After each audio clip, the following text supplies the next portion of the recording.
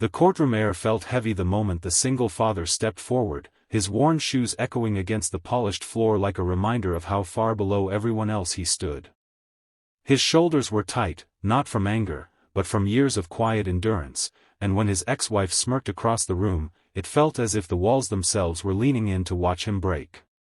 Papers rustled, whispers spread, and the judge's gaze turned sharp as if already convinced that this tired man had nothing left to offer.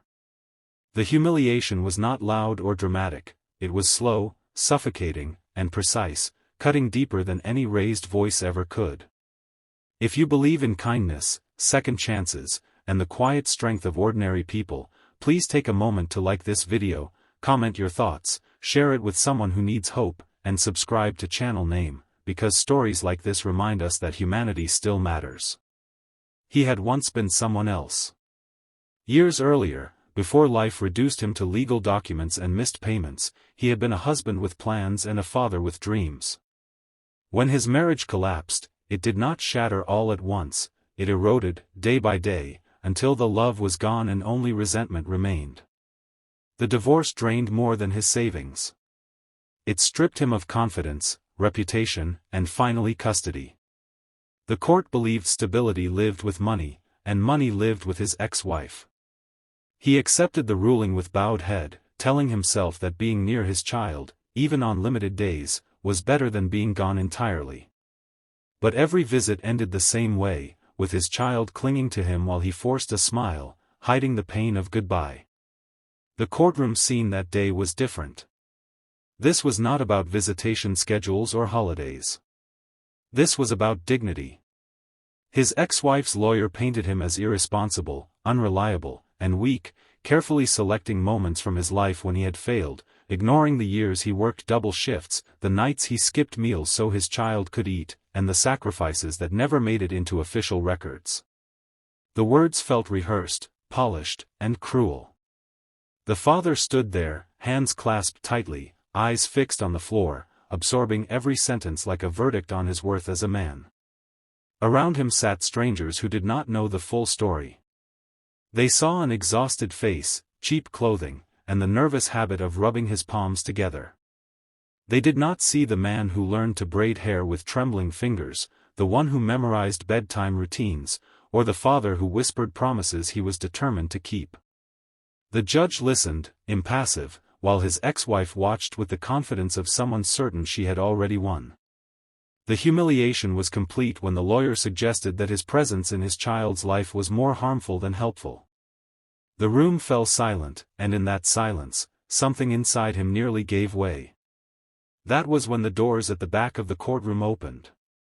No one expected anything significant from the elderly woman who entered slowly, leaning on a simple cane.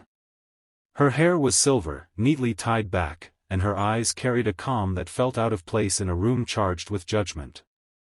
She was his mother, though few there knew it. She had asked him not to mention her coming. She believed moments like this required truth, not preparation. Each step she took echoed louder than his had earlier, not because of the sound, but because of the quiet authority she carried with her. She had lived a hard life herself. Widowed young, she raised her son with hands rough from work and a heart that never learned how to quit. She taught him that integrity mattered more than appearance, that love was proven in actions no one applauded. Watching him struggle through the years had been painful, but watching him be humiliated publicly was unbearable. She did not come to attack anyone. She came to remind the room of something it had forgotten. The judge allowed her to speak, perhaps out of courtesy, perhaps out of curiosity. What followed was not dramatic or loud. It was steady and devastating in its honesty. She described a boy who grew into a man who never ran from responsibility, even when it would have been easier. She spoke of nights he came home exhausted yet still sat beside his child's bed until sleep came. She spoke of sacrifices measured not in money, but in missed opportunities, pride swallowed, and dreams postponed. Her words were not polished like a lawyer's. They were uneven, human, and impossible to dismiss. As she spoke, the atmosphere shifted. The whispers stopped. The smirk faded. The judge leaned forward, listening not just with ears, but with attention. This was not testimony designed to win a case, it was a life laid bare. She acknowledged her son's mistakes without excuse, but she refused to let them define him entirely. She reminded the court that parenthood was not perfection, but persistence, not wealth, but willingness. The father felt something unfamiliar rise in his chest. It was not hope, not yet. It was recognition. For the first time in years, someone saw him fully, flaws and all, and still stood beside him. Tears threatened, but he kept his head down, unwilling to turn this moment into another display of weakness. He did not need to speak. His mother's presence said everything he never could. The judge called a recess. When the room emptied, the father remained seated, hands shaking slightly. He did not know what would happen next. He only knew that whatever the outcome, something irreversible had already changed. The story being told about him was no longer one-sided. When the court reconvened, the tone was different. Questions were asked, not accusations. Evidence was reconsidered, not dismissed. The ex-wife's confidence wavered as the narrative she relied on began to crack. The ruling did not declare him perfect or erase the past. It did something far more powerful.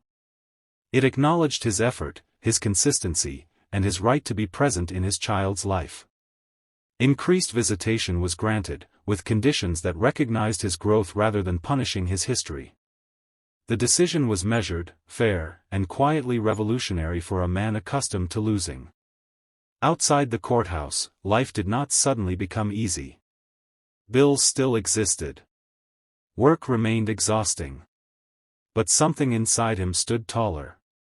His child noticed it first, sensing the shift in energy, the steadier smile, the deeper patience. Time together became richer, no longer overshadowed by fear of being taken away. The father learned that dignity, once reclaimed, has a way of spreading into every corner of life. His mother returned to her quiet routines, never mentioning the day again. She did not need gratitude or recognition. She had done what mothers have always done when the world grows cruel. She stood up, spoke truth, and reminded everyone that love, when steady and fierce, can change outcomes. As the years passed, the story of that courtroom day became a quiet legend in their family. Not because of the legal victory, but because it marked the moment shame lost its grip. The father continued to stumble at times, but he never again doubted his worth. He understood now that being seen by one person who truly knows you can outweigh the judgment of a room full of strangers. If this story touched your heart, if it reminded you of someone who kept going when no one was cheering, please like this video, share it, and subscribe to channel name. Your engagement helps keep stories of quiet courage alive. Before this video ends, I invite you to leave a comment sharing what part of this story moved you the most, because your words may be the encouragement someone else needs today. And as the screen fades to black, remember this. Humiliation can silence a person, but love, especially the kind that refuses to disappear with age or hardship, has a voice strong enough to change everything.